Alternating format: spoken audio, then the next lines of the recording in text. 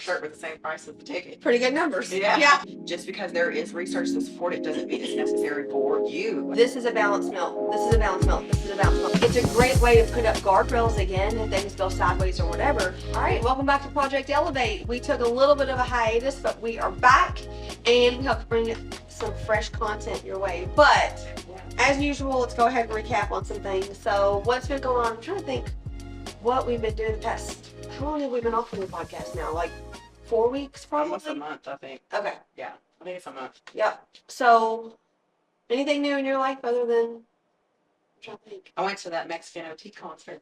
Yeah, was that fun? It was. Yeah. Me and Abigail, our other social media liaison, went together. We had fun. It's very short. It was only like 30 minutes, $50. He got me for $50 and a $50 shirt. So my shirt was the same price as the ticket. Pretty good numbers. Yeah. The average pretty good. Yeah. But other than that, just buying clothes, getting ready for vacation. Well, we're just over here keeping on right now. I have vacation coming up in a couple weeks, and I'm looking forward to that. But other than that, Where are you going? Destin. Okay. Yeah. So we are going to, since it's been a minute, when we took our break, we went to the IFM Annual International Conference. Yes. And so what this is IFM stands for Institute for Functional Medicine. We are both members of the IFM. We are currently slowly working on our certification in functional medicine. Yeah. Because I think that that's definitely something that we need to do. That's a big goal of mine this year. I think it would be great for both of us to be certified. Yeah. So when we went to this conference, they had all kinds of different topics that range from nutrition to ocular health to pediatrics to dentistry to all of these different categories and how we can implement those in an integrated way to help with functional medicine. So this was our first conference with them. I have to say it was in Las Vegas. Vegas was awesome. Sensory overload though. Woo. Yes. The temperature there was about 110 degrees and it felt amazing. wonderful. Yeah. It was not humid at all. Mm-mm. I told her, I tried to call her one night when I was off doing my own thing. We were out there and I was ready to tell her, this is it. I'm putting in my 2 weeks notice. I'm moving to Vegas. I can breathe. I threatened her I can breathe. with her life. Yeah. My allergies did not bother me at all. Good old Ohio Valley. Welcome back, it said. Yeah. So let's recap on what did you find? Because we went to, I can't even tell you how many classes we attended. She went to some, I went to some, we went to some together. We tried to divide and conquer as much as we could just so we could cover all ground, but it was very difficult. What do you think stood out the most to you? Or what was your favorite course, you think? My favorite course. I really enjoyed menopause, like when they talked about health at menopause and like working out and things like that, and talking about nutrition specifically geared towards women that are premenopausal and postmenopausal, because we deal with that a lot here. All the time. I think that was very enlightening. I was very excited about that class, especially in regards to like distribution of protein. And it was talking about like how men's health takes the lead when it talks to about intermittent fasting and like the research that's been done on it. Yeah, and it's primarily about men. And you know this, I don't know why I didn't know this, like you know this in healthcare in general.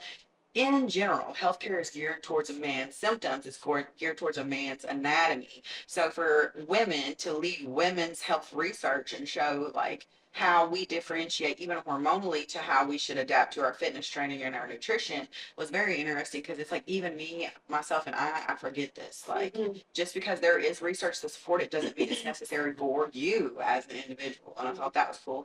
And then a class that I took on my own that we had branched out off on was talking about nutrition, and it was talking about the psychology behind nutrition and things like that. And I did disagree a little bit about what the instructor was talking about, and I actually messaged her about this when I was in there. They were talking about, especially in children, like we're trying to raise children to have nutritional awareness and talking about eating intuitively. But the problem is, when it comes to intuitive eating, is we do not know how to intuitively eat. Yeah. We have lost that concept a long time ago. And I feel like we live in a today's society, and this is just my opinion. Right. Okay. I'm just going to say this right now. I'm going to put that identifier on there. We live in a society today where we coddle the concept of health at every size. That is a big mainstream media attention grabber. You can have health at every size to a degree, to a degree, but we got to think about the long-term effects of that too. And when you sit here and people talk about, well, just eat intuitively, morbid obesity is a repercussion of intuitive eating. You have lost the ability to understand those receptors in your brain. We eat out of boredom, we eat out of stress, we eat out of convenience, and we do not know how to rewire those brains cells in order to have that appropriate synapses to know to eat whenever it's appropriate. And I speak from experience. I'm a binge eater. That's why I got as big as I was. Well, and that's what I was going to say. That's important to know. Yes. That you've sat there. Yes. Yeah. And like you sitting here telling me to go intuitively eat, all right, 5 big double cheeseburgers with a side of chicken nuggets. That's me intuitively eating because my brain said you want that, so I'm gonna eat it. But it doesn't necessarily mean that it's correct. And I think we have to work on our pillars and working on our foundation first of understanding what it is we actually eat, how much we consume before you can learn to intuitively eat. Have I gotten better with it as my relationship with food has gotten better? Yes, but it takes time.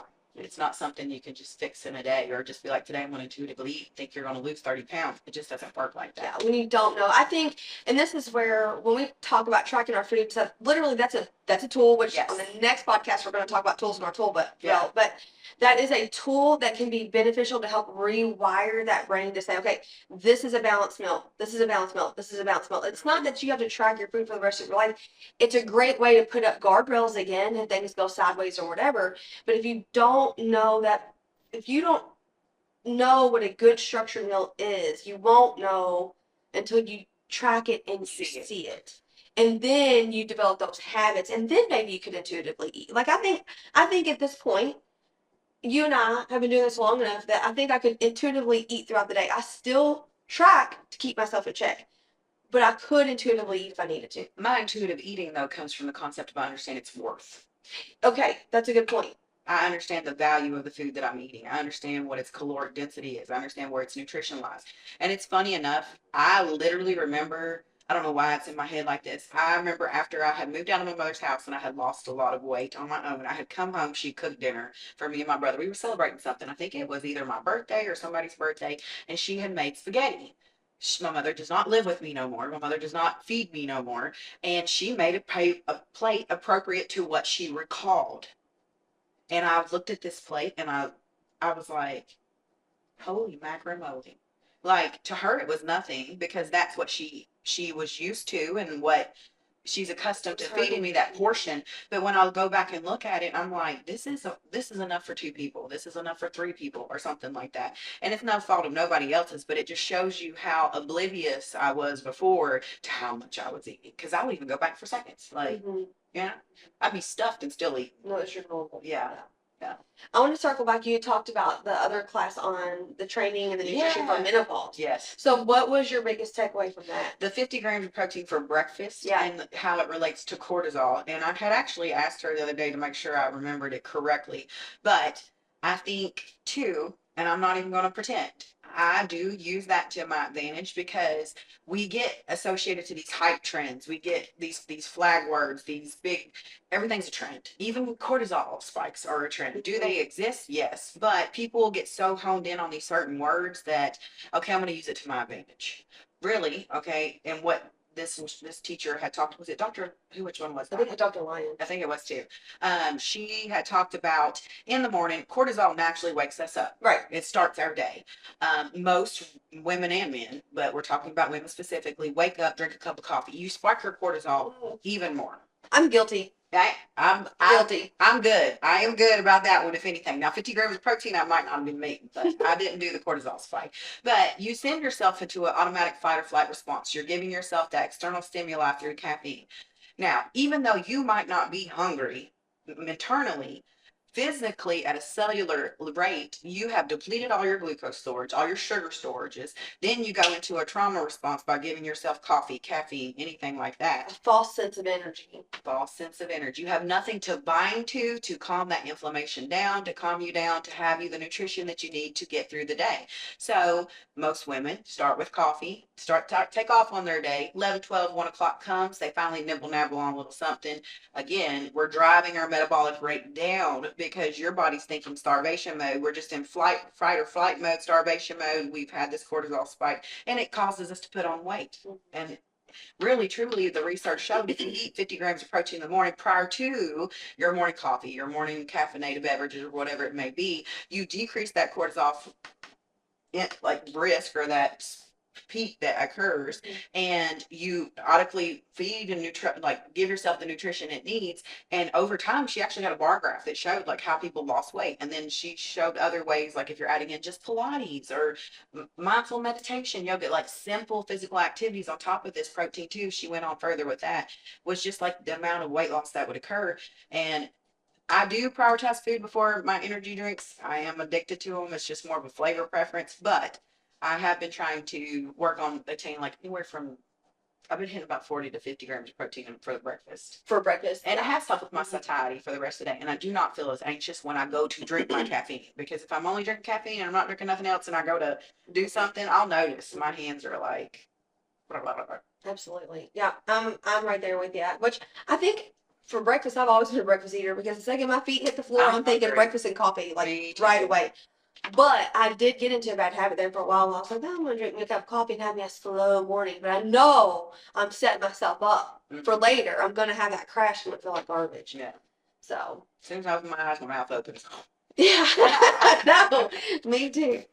All right, so I'm going to switch, because you would think, of course, my highlight was meeting Dr. Lyon. I love what she's about. I love muscle-centric medicine. That's nothing new based on other podcasts and things we talked to our patients about. So I won't beat anybody in the head with that one. But they did, the first class that we attended was about that regenerative agriculture. Oh, yeah. And I thought that was really good, because they talked about how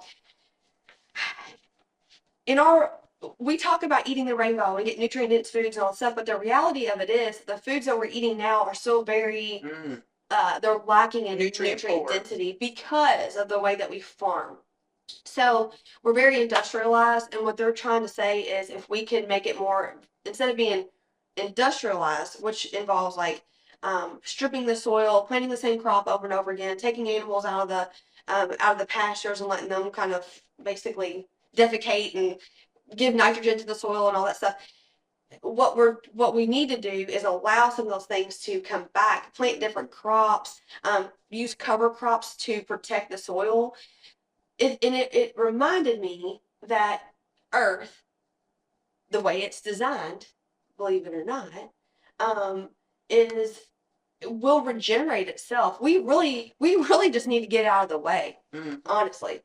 It's true. Get out of the way. God designed the earth. He knows what he's doing. It will regenerate itself. So what we should do, we do have to work and toil, or till land and do and harvest and all that stuff. Sure. But if we would stop stripping everything and quit putting pesticides and herbicides and who knows better than the Lord? I mean, seriously, like just let it do its thing, plant different crops, that the nutrient density would go up. The other thing they talked about was the time that it takes for our food, so depending on where they're farmed, to reach our plate from the time they're harvested. Yeah, that time frame from the time it's plucked, cut, washed, cooked, everything, the vegetables or the produce, or they start to become denatured. Yeah. So we're trying to preserve that as much as possible. So support your local farmers. You know, they brought up this. Let me see if I can quote this correctly. Let me see. Where is it? Okay, they have this toolkit, and it's called the Farm to Table Institution Toolkit. And I'm going to look into this, and it could be way off in the future, but I was. Is this what they prescribe? Inspired, yeah, exactly. It was like start a produce prescription program with food as medicine sourced from local farms. So like you could get with local farmers and be like, okay, look, I'm sending this patient your way. I told them to pick up this, this, and this. Make sure they get it. You know. It kind of ties in. We had Cologuard come and speak to us yesterday, and she was talking about the incidence of like colorectal cancer had increased, and now it's like what, in their 30s? 20s and 30s. 20s and 30s that they're seeing people with these high rates of colon cancer. And I'm like, she was like, do you want to guess where it's come from? I said, I don't have to guess. We know. We know. They just won't say it. Yes. Like, you are eating processed, manufactured food that is depleted of all nutrients, and nobody's pooping on a regular basis. Yep. And they're using things like pesticides, glyphosates. Yeah. I always jack that word up. Yeah. Yeah.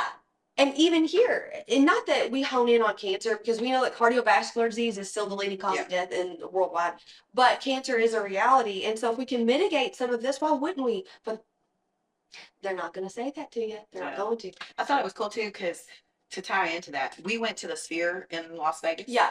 And literally, it was beautiful. It's an amazing experience. Like, it's like a, I don't even know, like 5,000D. What is that? I don't know. You're like in it. But that was the whole story behind this. It's a visual representation with like smells, auditory, all these things about Earth. And these people come to repopulate another planet because and that's what the story talks about, how we have destroyed our Earth, how we've destroyed Mother Nature through industrialization. And then we were shipped off into this other planet. I think it was Mars. Is that what Yeah, it was like a Mars or what Saturn if type thing. Yeah. Who has the ring? Saturn? It was Saturn. It was Saturn. Yeah. And it was saying like, if we let Mother Earth go back to her original state, she will heal herself.